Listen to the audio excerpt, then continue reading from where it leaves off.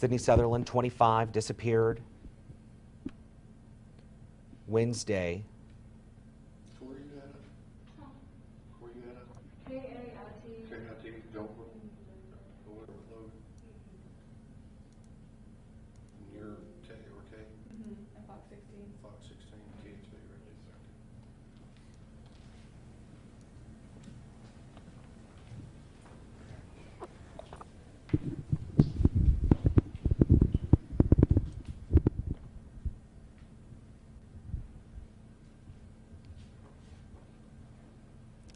It appears that they're still working on just a few more things before this news conference gets underway.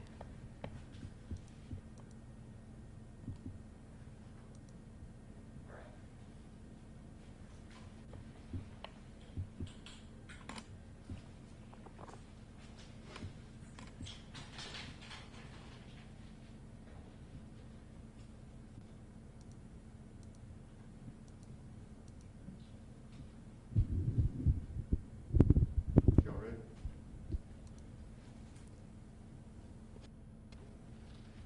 The photo of Sydney Sutherland is on your right. A live picture of the Jackson County Sheriff is at the bottom left. This is the 25-year-old woman that disappeared while jogging near Highway 18, County Road 41, around Wednesday at 2:30. We had late-breaking developments on this case yesterday, last night, when we learned that Sydney Sutherland's cell phone was found.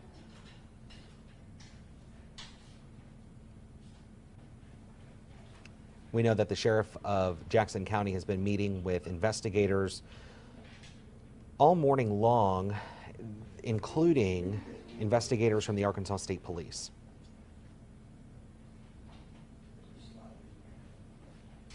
We saw the Arkansas State Police standing by there next to the sheriff of Jackson County just a few moments ago.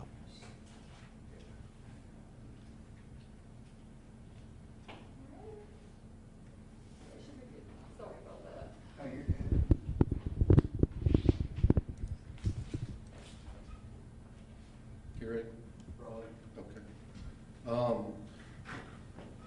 I called this to basically try to give y'all as much of an update as I can on the disappearance of Sydney, and to let y'all know that the efforts to locate her are still ongoing at this time, with the ground search, also with air support, the helicopters. We currently have the state police helicopter on scene right now as we speak again. Really the only updates that I can give is to confirm that her phone was found yesterday. We're still following up on that as far as trying to develop any potential leads, and we're working on some current potential leads right now that we're checking into. I can't elaborate on what those are, but we are working on those. As you know, this is a collaborative investigation with the Jackson County Sheriff's Department, Arkansas State Police, along with the U.S. Marshal Service and the FBI. We have folks that's been working around the clock on this case. We continue to have that going. We're in our third day now. And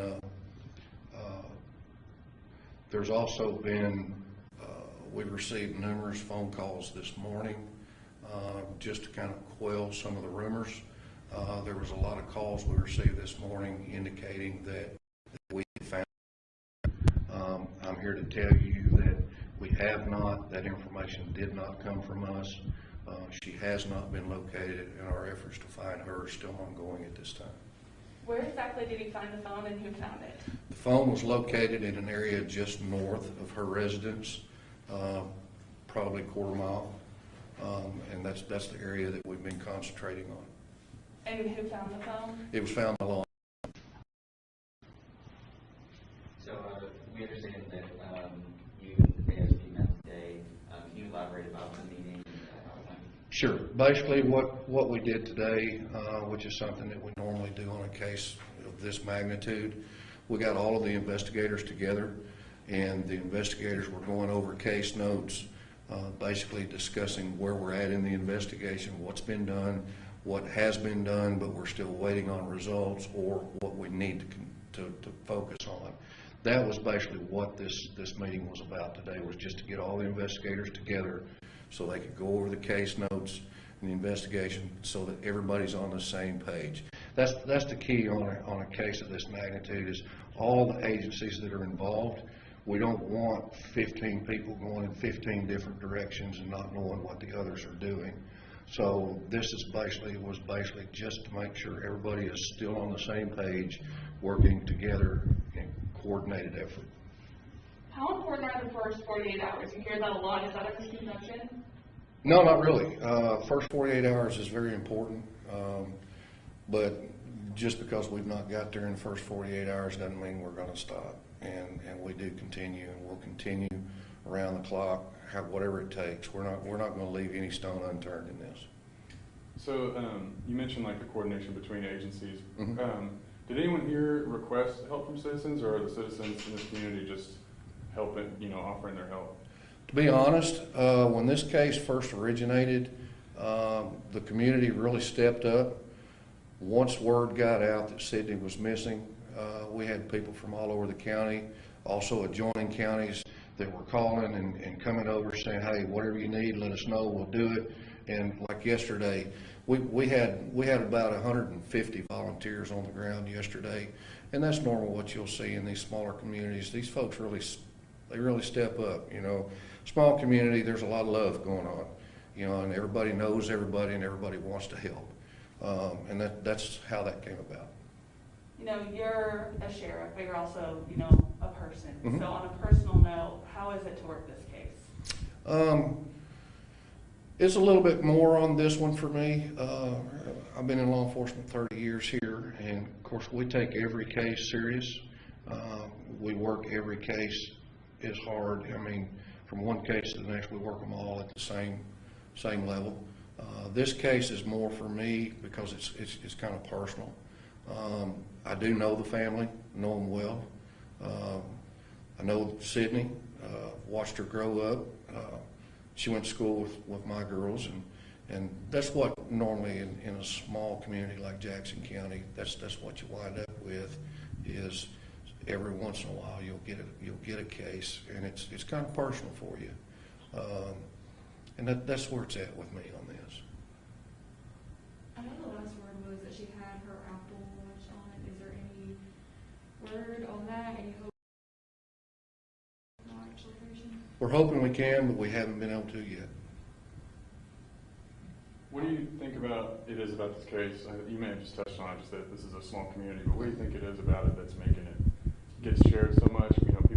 There's so much effort going into this. Do you think, is it just because of the small town nature, or how do you see that? I think the small town nature has a lot to do with it. He could probably answer the question a little bit better because he's from a bigger town. But if you think back, even when we had the tornadoes at Jonesboro, look at the outreach that came over there.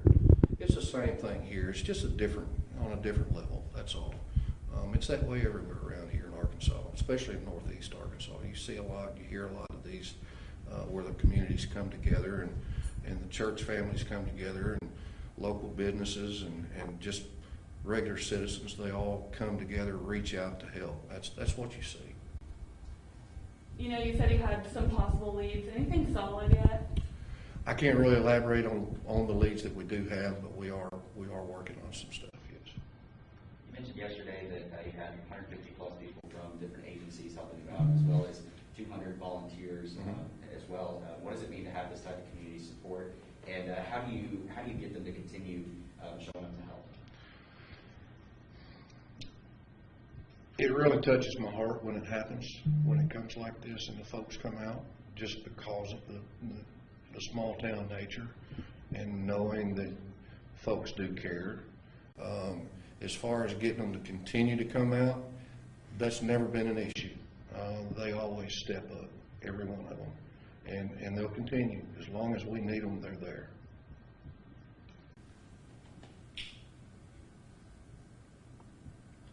Is there anything that you might is there anything more they might do? Is there anything you want to ask of the community since they're all paying such close attention in this case? We just need them to continue to think back to Wednesday And if they were in the area up there, or even driving down the interstate, because it runs right by there, if they were in that area and they saw anything that just kind of perked that little feeling in them, give us a call.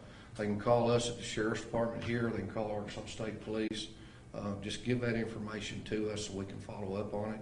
Even if they think it don't really matter, we still want to know that. We want to be able to follow through on that.